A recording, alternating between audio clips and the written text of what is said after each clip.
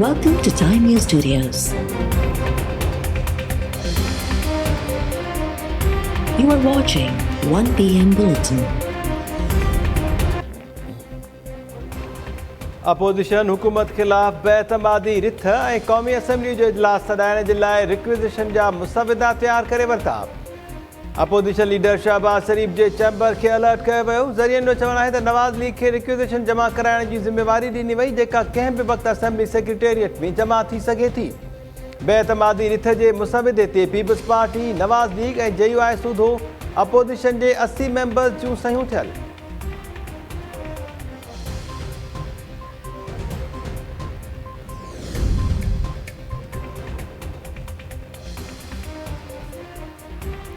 Peoples party बेतमादी रिथ में हिमायत लाइ काफ league जे मुतालबनि खे मुनासिब करार ॾेई छॾियो। नवाज़ लीग मां लचक जी उमेद ज़ाहिर।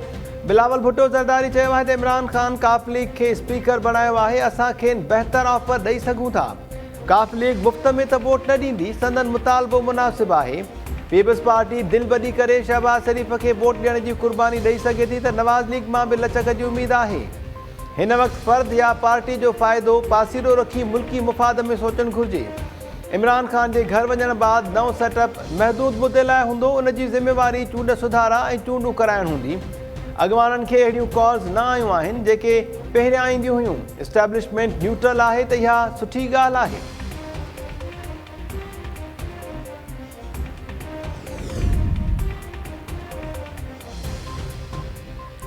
अपोजिशन जी बेतमादी जी हवा निकिरी वई। PTI में को बि तरीन ग्रुप नाहे।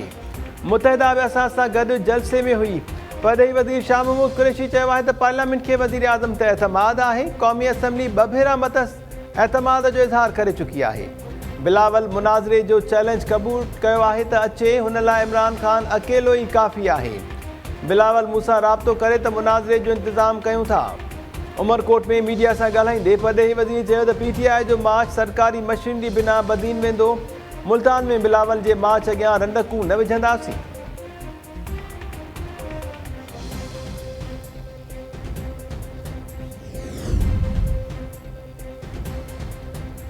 सिंध में कुझु ॾींहंनि जे वक़फ़े बाद ॿीहर गैस फ़राहमी बंदि करण जो ऐलान। सुभाणे सुबुह 8 वॻे खां सूबे जी CNG स्टेशन्स खे गैस फ़राहमी बंदि कई वेंदी। SSGC तर्जुमान जो चवणु आहे त सिंध जी CNG स्टेशन्स लाइ 72 कलाकनि ताईं गैस जी बंदिश हूंदी। सूमर ते सुबुह जो 8 वॻे गैस फ़राहमी बहाल थी वेंदी।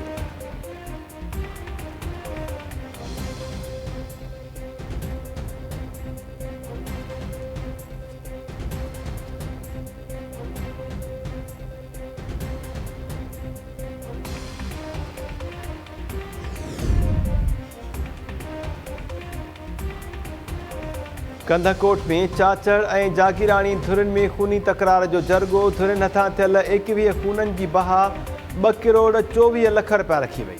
लाल खान जी सरपंच हेठि जरगे में बदनाम धाड़ेल जीअंद जागीराणी ऐं कारड़ा चाचड़ धुर में ठाह। जीअंद जागीराणी तरफ़ां 9 खून करण जो एतराफ़। जरगे में चाचड़ धुर ते 6 ऐं जागीराणी धुर ते 2 औरतुनि सूधो। 7 धार खून साबित। जरगे में 15 लख हिकु मर्द ऐं 20 लख रुपया हिकु औरत जे खून जी बहा मुक़ररु। जागीराणी धुर ते 1 करोड़ 9 लख ऐं चाचड़ धुर ते 1 करोड़ 15 लख रुपया ॾंढ विधो वियो।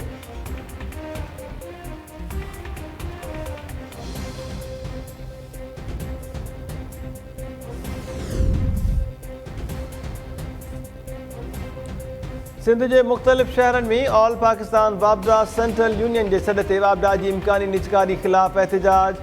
सखर, गुड्डू, लाड़काणो, भिरिया रोड, ठारूशाह, नवकोट ऐं ॿियनि शहरनि में वाबडा मुलाज़मनि तरफ़ां कम छॾ हड़ताल बाद मुज़ाहिरा।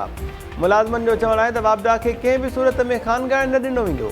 तेज़ीअ सां वधंदड़ महांगाई में गुज़र सफ़र ॾुखियो थी वियो आहे। मुलाज़मनि खे अपग्रेड करे पघारूं वधायूं वञनि। बंदि पयल प्लांट्स ॿीहर फ़ाल करे नौकरियूं ॾियण जो बि मुतालबो।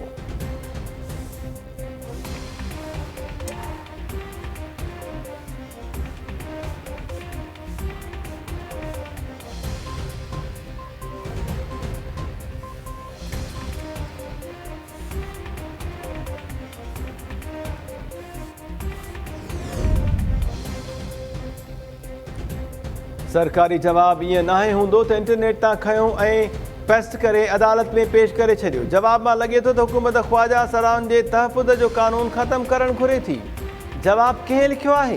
वफ़ाक़ी शरई अदालत तरफ़ां ख्वाजा सराउन के तहफ़ुज़ बाबत केस के ॿुधणीअ दौरान इंसानी हक़नि की वज़ारत मथां कावड़ जो इज़हार। जस्टिस सैयद अनवर चयो त छा हुकूमत हमजिन्स परस्तीअ की हिमायत करे थी? इंसानी हक़नि की वज़ारत के जवाब में योगा काटा जो ज़िक्र थियल है। उन जो मक़सद साॻी जिन्स के माण्हुनि में शादी के ख़िलाफ़ कानून ख़त्म करण है। सरकारी जवाब में LGBT हक़नि की भी ॻाल्हि कई वई। छा इंसानी हक़नि की वज़ारत LGBT राइट्स की हिमायत करे थी?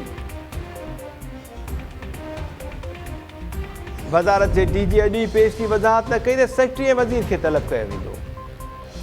नंगर पार्कर में औरत से छेड़छाड़ कंदड़ के 2 साल टीप। मिठी की अदालत ॾोह साबित थियण ते जवाबदार मंघाराम खत्री के कैद की सज़ा ॿुधाए छॾी। नंगर पार्कर थाने ते गुज़िरियल साल मुतासिर औरत के मुड़स केस दाख़िल करायो हो।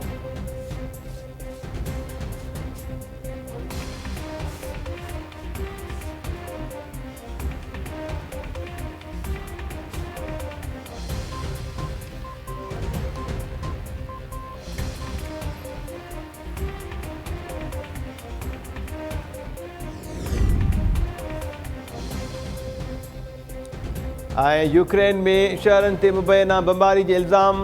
रूस खिलाफ़ जंगी ॾोहनि जो केस हलाइण के लाइ जांच शुरू। रूस तरफ़ां जंग के 8 ॾींहुं यूक्रेन जा 60 जहाज़ तबाह करण की दावा।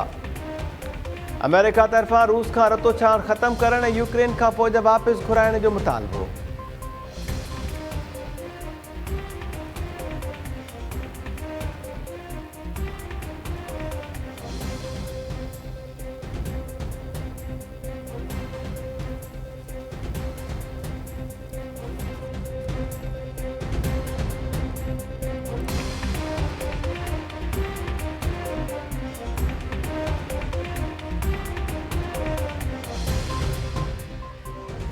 अस्सलाम वालेकुम नाज़रीन, टाइम न्यूज़ में अव्हांखे भली कार चऊं था। मां आहियां महताब अली। हेडलाइन्स वां लिखियूं बुलेटिन सां गॾु हाज़िर थियूं था शॉर्ट ब्रेक खां।